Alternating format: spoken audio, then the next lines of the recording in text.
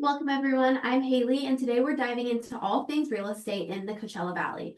We'll be talking about market trends, home buying tips, and what makes living in the desert so special. Joining me here today is Dick Sakowicz. He's a local real estate agent and he's years of experience helping buyers and sellers throughout the area. We're excited to hear his insights on the market, the community, and what people should know whether they're looking to buy or sell and learn more about real estate. Dick, thank you so much for being here today. Thanks, Haley, for that wonderful introduction. How can I help you? What kind of questions can I help you? So let's start with some icebreakers and some introduction questions. How did you get started in real estate? Well, my wife and I moved here from Boston in 2005 for a vacation.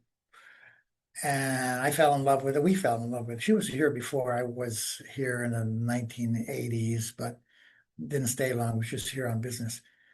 And we came here on vacation and it rained for 2 weeks. So we went out. Having nothing else to do, I had a friend who was a real estate agent. And like so many of us real estate agents, he gave us a tour. It was like a tour guide. But anyway, we found this house. It was a house built 1939, and it was completely remodeled. And we fell in love with it. And while on vacation, we made an offer, and it was accepted. So we went back to Boston, and at the time I was on a contract which allowed me really to work anywhere. And so moving to Palm Springs wasn't very difficult. Why I got into real estate? At the end of my contract, which was about 6 months later, I found myself I just retired. I had really not a lot to do. So playing golf and puttering around the house. By then we had moved in, and I just got bored. And the guy that showed us around was from Remax, where I am currently. And he was moving with his partner to Australia. And so, what the heck? He had an office, he had furniture, he had a client base, and he's been in the business for like 20 years. So I bought his business essentially. What I bought was furniture and a lease on an office and a list of clients. And I got into the business. You can only play so much tennis, golf, and puttering around the house. And I like being with people. So I got into business. And that's 20 years ago. So through all of this, what has been your favorite part about being a real estate agent? Interacting with people and problem solving. I've been in business a long time in the computer business and in the biotech business, and solving problems for clients is always a very satisfying thing. And in real estate, there are lots of challenges, both finding a property, introducing the purchasers to the complexities of buying in California, uh, inspections, and all the other things that are going into buying a property. It's not terribly complex, but if you're not in the business, it could be pretty daunting. And having a real estate agent is a nice way to overcome any of those obstacles. So I like helping people. What do you think is something that people would be surprised about your job in real estate? Not the average, something the average person wouldn't know. Oh, I don't know that I can't think of anything that people would be surprised. I've been around the block a few times. I think that experience helps me come up with ideas that are maybe out of the box. Maybe that might be surprising to some people who are dealing with less experienced agents. But no, I'm a pretty normal guy and I'm not filled with a lot of surprises. I got a suggestion, and I know that you're gonna agree with this. You ever have anybody say to you, "Hey, I could be a real estate agent," and they think that all you do is go quickly look up a couple of homes on the internet and show them one or two, and suddenly you got a $10,000 or $30,000 commission? Well, I'll tell you, They think that. they but think that, but being a real estate agent takes a lot of both knowledge understanding the market for one thing. I don't mean the market in a general sense, but I mean just where homes are located, where certain communities are, uh, knowing the difference between fee land and lease land, details associated with just the paperwork involved. And so it's not a slam dunk. Finding a real estate agent that has knowledge and experience pays dividends. And I remember when I first started many years ago, 20 years ago, in fact, I was dealing with some experienced buyers. First thing they asked out of the box was, how long you been in the business? And I said, well, I've been in the business about 6 months. He said, well, thank you. We'll call you again in a few years when you get a little bit more experience. And that really just tells that there are some buyers that understand that an experienced real estate agent has value. So how would you say the industry has changed since you first got into it? Well, it certainly hasn't gotten easier.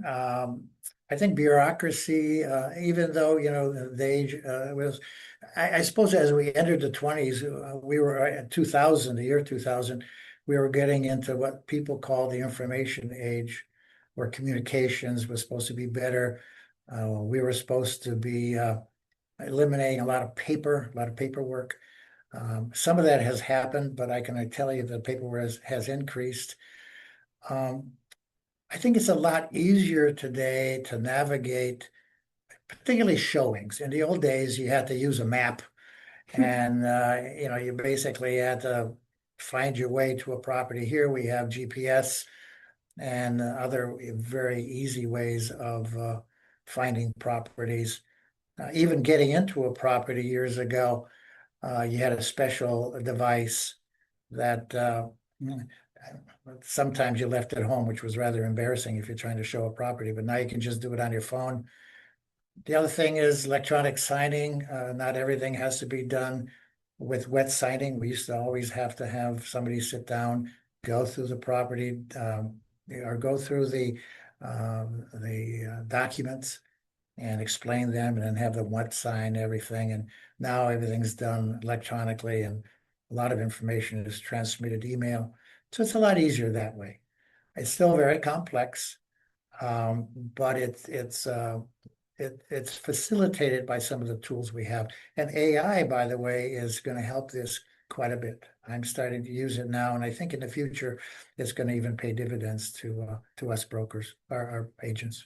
So you're suggesting that like the digital world, whereas like with like phones and AI and such has been big force to help some of the scopes of this industry? Certain parts of the business has been substantially aided by the technology that has evolved over the last 20 years. The paperwork is still immense. I think there's probably more forms now, and I think in like 40 or 50 forms you have to fill out ultimately. A lot of them are disclosures that as the industry became more and more knowledgeable about all the issues that can evolve, a lot of disclosures have come about, and because of that, the amount of paper you have to handle is substantial. But again, the tools you have for electronic signature, email, transmitting of documents has made it a lot easier. So moving into some of the Palm Springs and the Coachella Valley specific questions, why do you think so many people choose to move to the Coachella Valley, and what have you seen in your clientele? Well, up until recently, a lot of my clients, probably 40% of my business came from Canada. I can't say that now just because of the political environment, but people come here because of our almost perpetual sunshine and nice weather, particularly from about October until May. Is just a nice place to be, particularly if you're living on the Northwest or in Canada, in the provinces of Canada on the west side. I've got clients from New York, Chicago, Detroit. They come in the wintertime because they usually have second homes to take shelter in when it's snowing and cold out there. So I think it's the weather. So what do you think makes Palm Springs specifically out of all the desert cities so unique to and attractive to these buyers? Pretty eclectic place. And the old saying is you're either gay or gray. Houses there, many were built in pre-1940, with the architecture being very special, Spanish hacienda style, which I happen to love. That was my first home here. Our first home was a Spanish hacienda style. And then in the 1960s, after this, let's see, in 1960s, after the Second World War, mid-century modern became very popular. And now we have, of course, 2 times a year, people coming from all over the world to not separate, but celebrate the architectural mid-century modern styles. So I think it's also historical. It's on an Indian reservation. That's a very interesting part. If you want to go take a look at our Native American, there's a wonderful um, park. There's also I can't remember where it is. It's on South Palm Canyon, where you can go into and see what the Indians look like, or what the Native Americans, how they lived with the teepee, and and it's just beautiful trails. A lot of hiking, a lot of restaurants, casinos. I mean, it really has it all.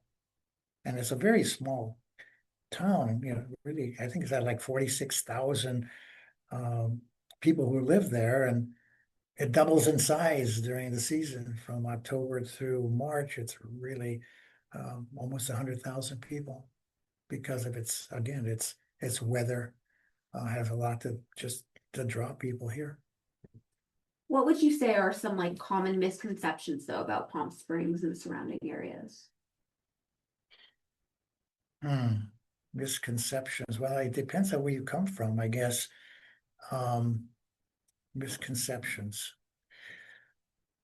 Well, maybe the size. I'm not sure. Palm Springs has kind of a historical relevance because it was so close to Hollywood in the 30s, 20s, 30s, 40s. It was really a Hollywood playground. But that's what started us. I can't think of anything in particular that stands out as being unusual. That might be it's expensive. If you have a desire to buy in Palm Springs, it's not a low cost market, and it does attract a lot of people who have the ability to buy here because and a lot of them are second homeowners. So the it's just an attractive place to be if you can afford it, I guess. What about the weather and the heat in the summers? Have you ever had a client who is very disturbed by? I have a lot of clients who aren't disturbed. They know about it. They've been here, and they are very happy to retreat. Many of them. I happen to live here and like it. I mean, I particularly like it because the traffic is a lot lighter. And unless if you have air conditioning, it doesn't bother you that much. However, many of my clients, anyway, many people who buy here are second homeowners, and they come from Seattle and Portland and Vancouver and Chicago and New York, and they're more than happy to go back home in May and until September, October, when the temperatures here are in the triple digits. So moving away from like the Palm Springs topic, what do you think are some neighborhoods or other cities outside of Palm Springs that deserve more attention and can offer a bunch of similar amenities and also be another place for someone to potentially buy a second home? Well, it really depends on what you want. We have outside of Palm Springs, we have reasonably priced homes in Cathedral City, which is adjacent to Palm Springs. both condos and single family homes. Really depends on your price point. Everything is pretty much dictated by the price. You always want the best location for the money, but the best locations cost the most. So it's really I think your price point has to determine to a large extent where you look and where you buy. Certainly, I happen to like certain communities in Palm Desert that have certain amenities like two-car garages. They're on fee land, and they're at a price point in the say $500,000-$600,000 range, which is pretty hard to find elsewhere. With a garage, there's a lot of condos, but many condos don't have garages, and so I have clients who want a garage, and so I kind of migrate to those communities. If you're an investor who wants to not only have a place to go, but also wants to have income when they're not using it, there are several communities I happen to focus on, and you're going to hear a lot about legacy villas because I think the price point there is pretty affordable. You can still buy a two-bedroom, two-bath home for $500,000-$600,000, three-bedroom for $600,000-$800,000, and you can use it, and you can still get an income in five figures. So it offsets some of the fixed costs and can provide a little bit of income for you when you're not using a property. So there's just a lot of alternatives, and again, it'll be a function of price point and location. I would like to dive into legacy villas a bit more because I think it's truly a unique circumstance what many of the houses have there. So could you share a little more about that and what circumstances they attracted for the buyer? Legacy Villas was built in the 80s. It's adjacent to the La Quinta Tennis and Golf Resort, which was built, I guess, in the 40s or 50s. It was initially built as kind of an overload complex for the resort when they needed additional space. If you owned a condo, you had a contract with the resort to rent your condo, and it again afforded income when you were not using the place. During COVID, that kind of fell apart because traffic to the resort didn't materialize. So the homeowners association at Legacy decided to sever the relationship, and so now Legacy Villas is a self-contained community where you can have short-term rentals, weekend rentals. And because of that, and because of its location close to tennis and all the golf and sports and music festivals, it's a very popular venue for a lot of people. One of the special parts about it is the condos are built specifically with a lot of flexibility.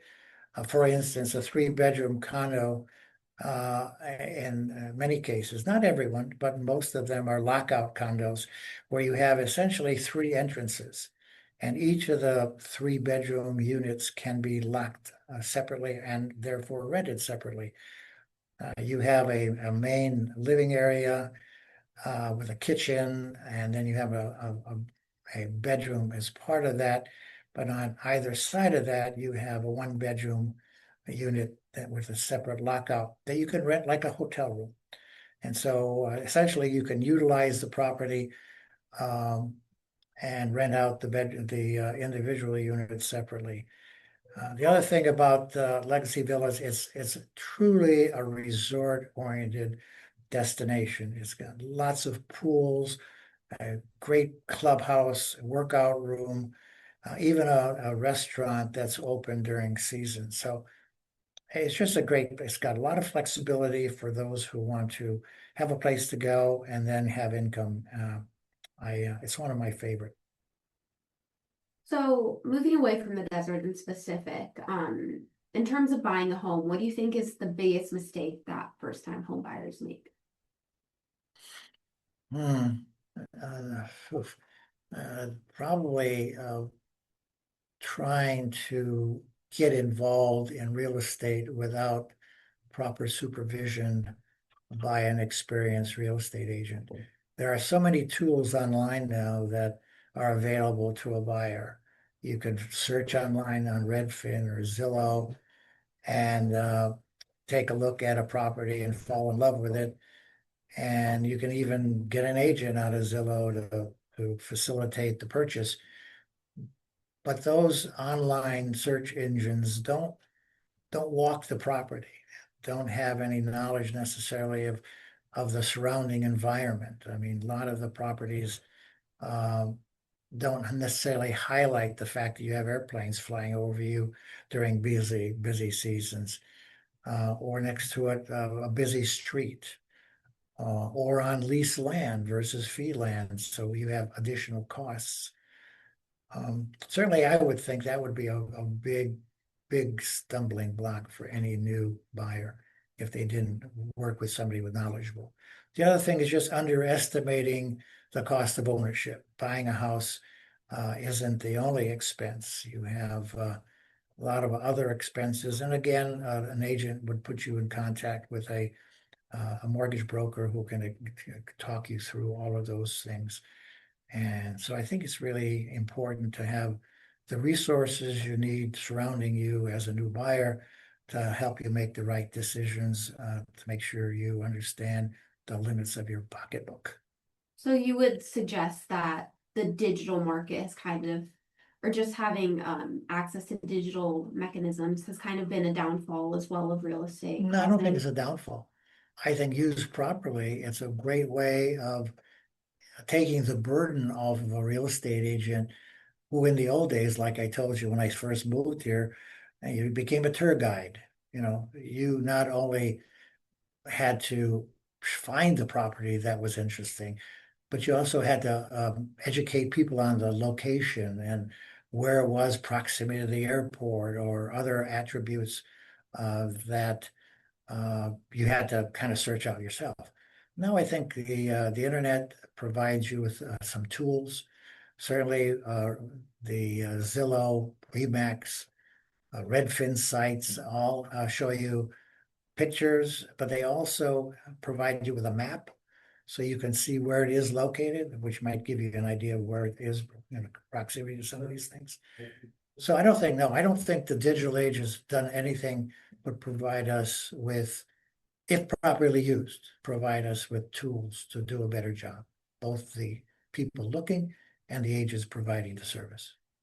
So in terms of like the digital age, how would you say social media has changed and impacted real estate? Oof. Well, you're asking you're asking someone that has a that's why you're here, by the way, a limited understanding of the impact of social media. I I am still somewhat of a skeptic. I know my base of clients, and maybe it's just because of my the amount of years in the business. A lot of my clients don't even have a computer. Not many of them, most of them has entered the digital age. So I think you're going to help me understand that question. I think you're probably a better person to answer that question than I am.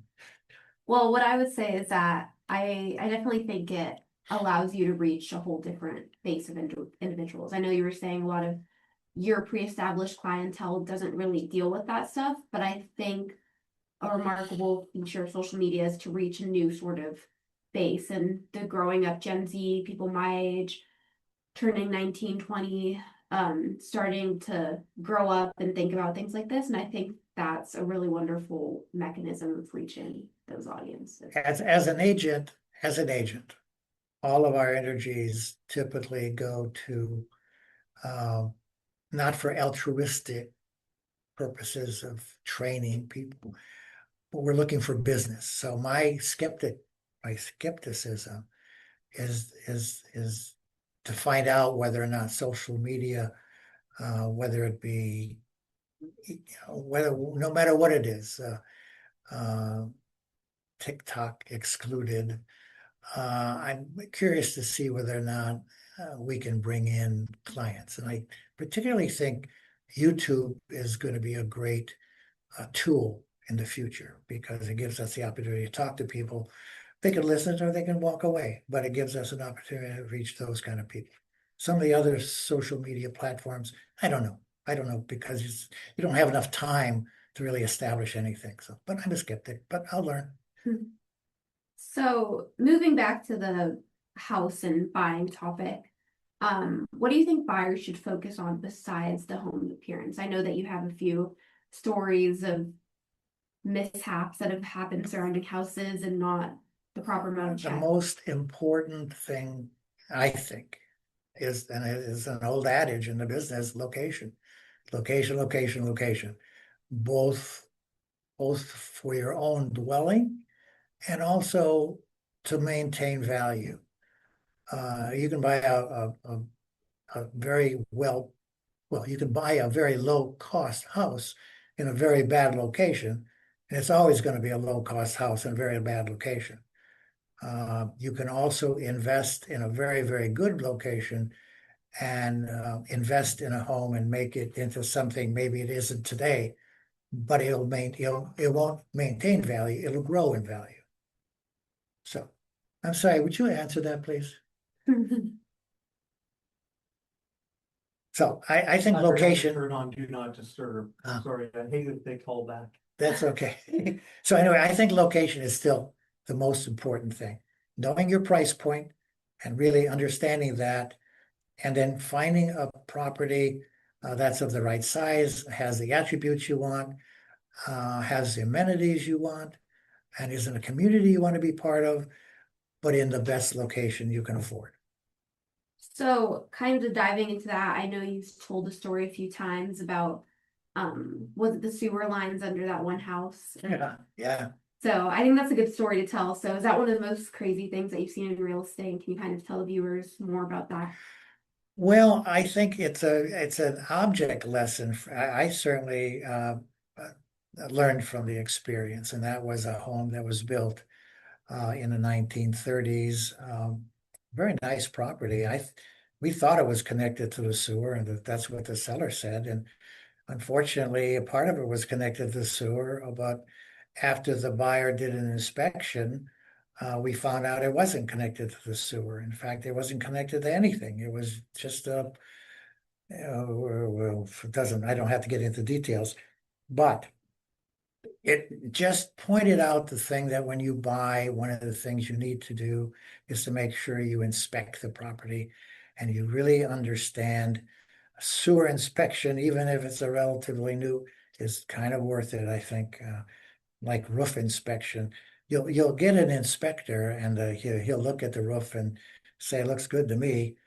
But it might be worth your while, in addition, to get a roof inspector to come in and really analyze it, because that and the roof, sewer, and the HVAC systems are some very expensive problems if you buy into one and you're not really and you pay top price.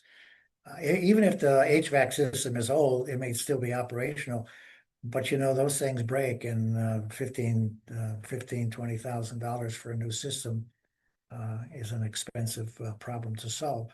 Better to negotiate a price on an older system and get that built into your purchase price. But anyway, inspections are really important. I learned from my experience on that sewer. I always insist on a sewer inspection when I have a buyer. So moving into sellers and the facets of selling a home, what do you think are some of the biggest mistakes that sellers could make before listing their home? Well, I think first of all, you have to, there's a couple of page lists of things you should make sure of to get your home in a good condition to sell. A lot of people, me and our home included, surround themselves with mementos from the past, pictures and things that hang on the walls, or sit on a piano or on a counter or something. The worst thing in the world is to have a potential buyer walk in and get fascinated with the photographs of that you have on your piano, because you really want them to focus on the house.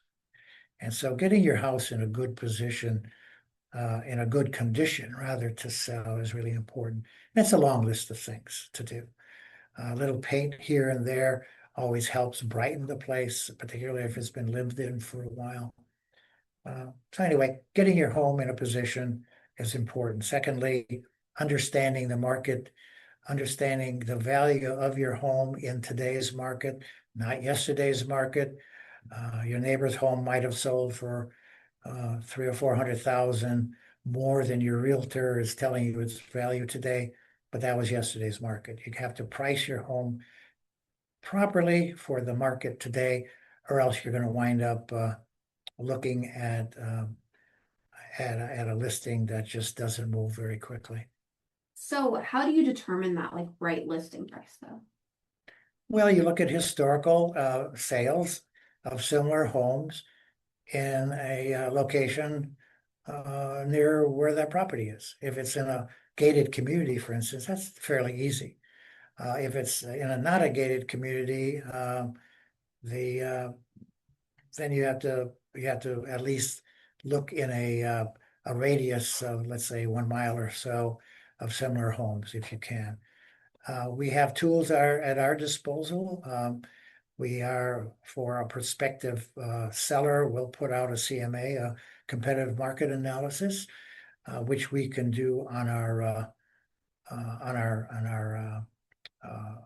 listing services, on our MLS, and we could provide information to the seller, kind of tells them what the price of comparable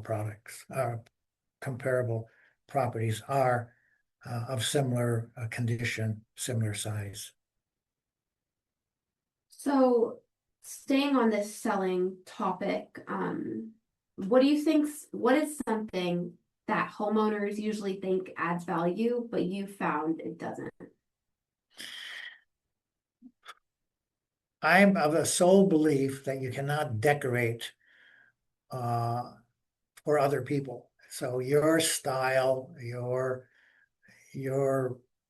loving whatever you happen to put in because that it was right for you, likely is not going to be met with a lot of positive. I mean, it could be, but you can't decorate for other people. Everyone has a different perspective of what is great. I mean, a lot of the mid-century modern kind of paints everything white and bright, and that's okay. You can get away with that for that style of architecture. But if you deviate from that and start putting in your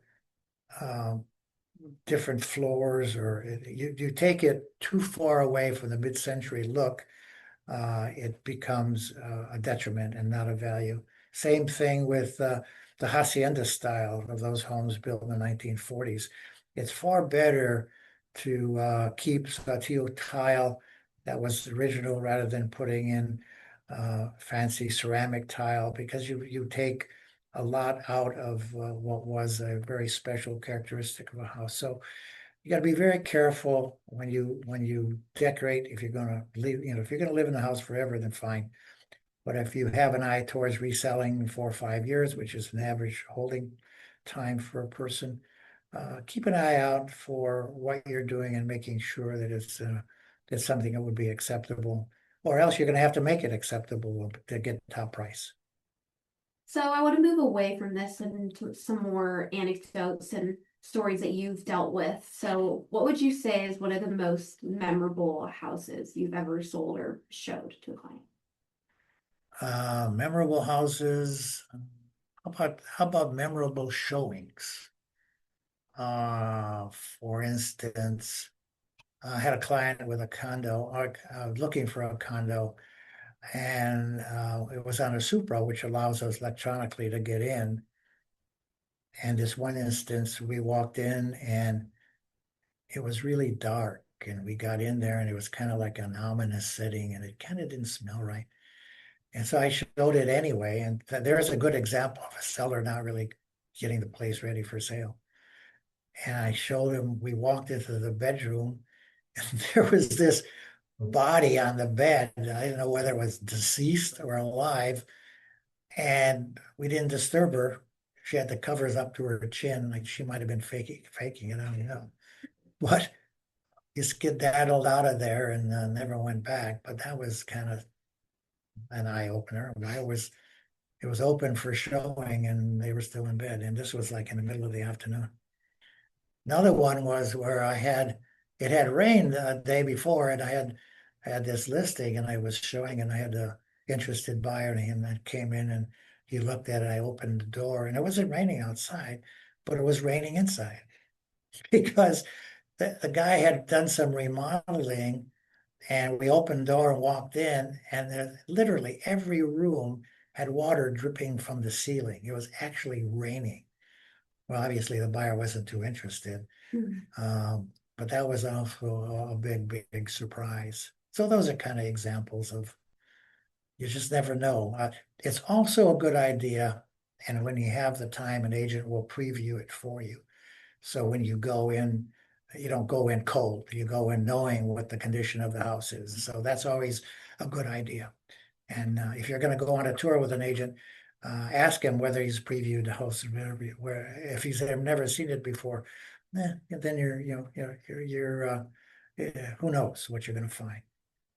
So I kind of want to bring this to a close with some really like rapid fire this or that questions just on Palm Springs and the surrounding areas. So personally, what do you prefer, modern houses or the Spanish hacienda style?